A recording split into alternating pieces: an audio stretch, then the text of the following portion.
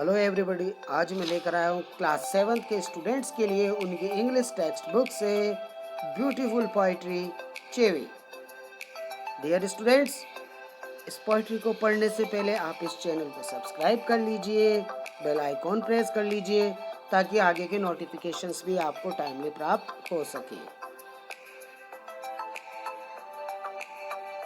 Chevy composed by Michael Rosen. It's a very beautiful poem. Let's first talk about the meaning of the word chivi. To chivi is to nag, to continuously urge someone to do something, often in an annoying way, according to the dictionary. अगर हम चिवी word को define करते हैं तो dictionary के according चिवी word का mean होता है कॉन्टिन्यूसली, लगातार किसी को कोई काम करने के लिए टोकते रहना कि ऐसा करो, ऐसा मत करो, वैसा करो, रोक टोक किसी को। The poem presents a critical analysis of the adult's habit of always instructing the children and its result. इस पोएम में हम जानेंगे एडल्ट्स की उन हैबिट्स के बारे में जिसमें वो हमेशा बच्चों को इंस्ट्रक्ट करते रहते हैं कि ये काम करना चाहिए, ये काम नहीं करना चाहिए और ये काम ऐसे करना चाहिए। ये पोएम एक क्रिटिकल एनालिसिस हमारे सामने प्रेजेंट करती है। ये पोएम एक सटायर है जिसमें हम जानेंगे कि पेरेंट्स अपने बच्चों से कोई काम करने के लिए इंस्ट्रक्ट करते हैं लेकिन वो डिसाइड नहीं कर पाते हैं, वो ये नहीं समझ पाते हैं कि वो क्या चाहते हैं। क्या वो बच्चों को इंस्ट्रक्ट करना चाहते हैं, उनका मार्गदर्शन करना चाहते हैं किसी काम को करने के लिए, या उनको वो चॉइस देना चाहते हैं, वो भी केवल अपने ऑप्शन से ही। यहाँ बच्चों की इच्छाओं का ख्याल नहीं रखा जाता है। अक्सर ऐसा पोइट हमें इस पोइट्री में कहना चाहते हैं कि जब वो बच्चों को इंस्ट्रक्ट कर रहे होते हैं तो उनको फोर्स करते हैं कि ऐसा करो। हालांकि पेरेंट्स इंटेंशनली बच्चों में गुड हैबिट्स डेवलप करना चाहते हैं, लेकिन कई बार उनके ये इंस्ट्रक्शंस बच्चों पर काफी बड़ा बर्डन बन जाते हैं। बच्चा उनकी बात को समझने के बजाय उन्हें अपने लिए मुसीबत मानने लग जाता है। वो कंफ्यूज हो जाता है क्योंकि अपने पेरेंट्स के इंस्ट्रक्शंस को मानते मानते उसे ये भी सुनने को मिलता है कि उसे खुद को भी अपने डिसीजंस लेने चाहिए, और जब वो अपना डिसीजन लेता है तो फिर उसे टोक दिया जाता है कि तुमने ऐसा क्यों किया है। यही कंफ्यूजन यहाँ ये पोइट्री हमें बताएगी। So let's see how it happens. In the first stanza the poet says, grown-ups say things like, speak up, don't talk with your mouth full, don't stare, don't point, don't pick your nose. In this stanza, the poet says that the usual habit of the grown-up people of always telling the children what to do and what not to do. Parents की एक सामान्य आदत होती है बच्चों से ये कहना क्या काम करे क्या ना करे। When the children don't reply, जब उनके बच्चे उन्हें जवाब नहीं देते हैं, they ask them to speak. Parents उनसे कहते हैं कि जवाब दो, बोलो। If the children speak while eating, they are told not to do so. और जब कभी बच्चे कुछ खाते हुए बोलते हैं तो पेरेंट्स उन्हें टोकते हैं कि ऐसा मत करो, खाते वक्त बात मत करो। They are told not to do so. उनको ऐसा नहीं करने के लिए कहा जाता है। They are told not to stare or point at anyone or anything. बच्चों से कहा जाता है कि वो किसी की तरफ भी घूरे नहीं, किसी भी चीज को ऐसे पॉइंट करके न बताए। They are instructed not to put their fingers in their nose. बच्चों को ये भी कहा जाता है कि उन्हें अपनी उंगली नाक में नहीं डालनी चाहिए। ये जो भी बातें हैं जो पेरेंट्स बच्चों से करने और नहीं करने के लिए कह रहे हैं, ये उनकी हैबिट्स पर डिपेंड करती है। बच्चों को पेरेंट्स के द्वारा ये कहना कि ऐसा करो, उनमें एक अच्छी आदत डेवलप करती है। पेरेंट्स यही सोचकर उन्हें इंस्ट्रक्ट करते रहते हैं कि जब उनसे कोई बात पूछी जाए तो उन्हें बोलना चाहिए, जब वो खाना खा रहे हो तो उन्हें बात नहीं करनी चाहिए, घूरना नहीं चाहिए। ये सब अच्छी हैबिट्स है जो पेरेंट्स चाहते हैं बच्चे में डेवलप हो। In the second stanza the poet says,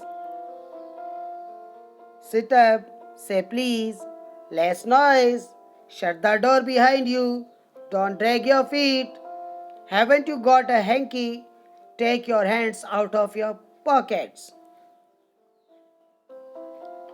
These lines have more examples of the instructions that the children are given by the adults. They tell the children to check their postures while sitting. जब बच्चा बैठा हुआ रहता है तो parents उन्हें instruct करते हैं कि कैसे बैठना चाहिए, किस पोजीशन में बैठना चाहिए। Always say please and make less noise. Parents बच्चों को ये भी इंस्ट्रक्ट करते हैं कि उन्हें जब भी वो किसी से कुछ कहे कोई काम के लिए तो प्लीज कहना चाहिए बच्चों को, और नॉइस नहीं करनी चाहिए, कम आवाज करनी चाहिए। Children are always told to close the door behind them and never drag their feet while walking. बच्चों को जब भी रूम में बैठे होते हैं तो उनका रूम का जो डोर है वो बंद करने के लिए भी इंस्ट्रक्ट किया जाता है, और जब बच्चे चलते हैं तो कई बार बच्चे अपने पाँव को ड्रैग करते हैं। इसके लिए भी पेरेंट्स के द्वारा उन्हें टोका जाता है कि ऐसा नहीं करना चाहिए। Children should always have a hanky ready whenever required. Parents बच्चों से ये भी उम्मीद रखते हैं कि बच्चों को हमेशा अपने पास में हैंकी रखना चाहिए। जब भी उनको जरूरत हो बच्चों को हैंकी यूज करना चाहिए। They should not keep their hands in their pocket. और जब किसी के सामने खड़े रहें तो बच्चों को अपने हाथ अपने जेब में नहीं रखने चाहिए। Thus we see that a lot of instructions always keep coming their way from the elders. इस प्रकार हम देखते हैं कि पेरेंट्स जो है किसी ना किसी बात पर बच्चों को इंस्ट्रक्ट करते रहते हैं, क्योंकि पेरेंट्स चाहते हैं कि हर एक छोटी से छोटी बात गुड हैबिट के रूप में बच्चों में डेवलप हो।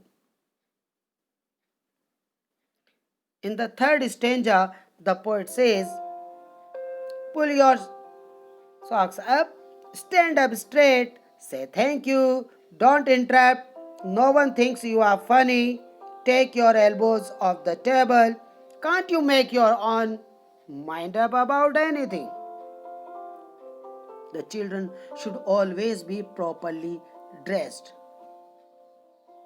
पेरेंट्स चाहते हैं कि बच्चे हमेशा एक प्रॉपर यूनिफॉर्म में हो। They should rather stand straight and not clumsily. बच्चों को हमेशा सीधे खड़े रहना चाहिए, झुककर नहीं, कंधे झुकाकर नहीं, पेरेंट्स चाहते हैं। They should always show gratitude when being helped और given something by saying thank you. जब भी उनकी सहायता की जाए, जब भी उन्हें कुछ दिया जाए, जब भी उनको कुछ बताया जाए तो बच्चों को रेस्पॉन्स में थैंक यू कहना चाहिए। पेरेंट्स अपने बच्चों से अक्सर ये भी कहा करते हैं, they should never interrupt a conversation. बच्चों को कभी भी बड़ों की बातों में इंटरप्ट नहीं करना चाहिए। They should not try to attract attention by doing foolish things. उन्हें अपनी मूर्ख हरकतों से लोगों का ध्यान नहीं खींचना चाहिए। They should behave properly while dining. Their elbows should be off the table. जब वो खाना खा रहे हो डाइनिंग टेबल पे बैठ के तो उनकी एल्बोज वगैरह उस टेबल पर नहीं होनी चाहिए, अच्छे से प्रॉपर बैठना चाहिए। After giving all the instructions, the elder expect the children to be wise enough to be able to make their own choices and be decisive. इस तरीके के तरह तरीके के इंस्ट्रक्शंस देने के बाद पेरेंट्स ये चाहते हैं कि बच्चों को अपने खुद के ब्रेन को यूज़ करना चाहिए, अपने डिसीजंस, अपनी चॉइसेस खुद को समझना चाहिए. The poet here is being satirical. He intends to ask the elders whether it is correct to expect the children to make their own decisions while they have never been taught to do so. यहाँ कवि ने parents से एक प्रश्न किया है कि जब आप हमेशा आपने बच्चों को इंस्ट्रक्ट किया है, हर छोटी बात के लिए टोका है, रोका है, तो आप कैसे ये उम्मीद रख सकते हैं अपने बच्चों से कि वो अपने डिसीजन स्वयं ले पाएंगे. In fact, they have always been told to do things by their elders. जबकि वो हमेशा अपने बड़ों के द्वारा ही इंस्ट्रक्शंस लेते आए हैं. So in this confusing manner, the poet ends his poetry. Hope you have understood well, students. That's all for today's class. Thank you.